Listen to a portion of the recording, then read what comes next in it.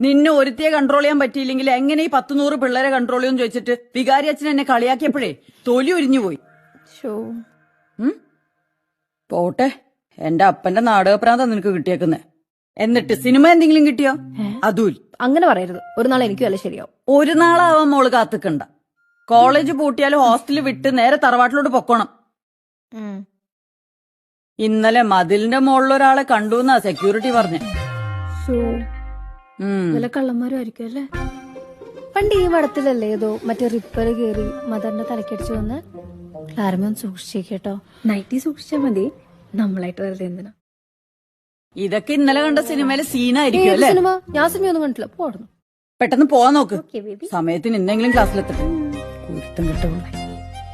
എന്റെ ഈശോയെ, ഞാൻ എത്ര നാളായിട്ട് പറയുക കർത്താവിനോട് ഒന്ന് റെക്കമെൻഡ് ചെയ്ത് അവളെനിക്ക് സെറ്റ്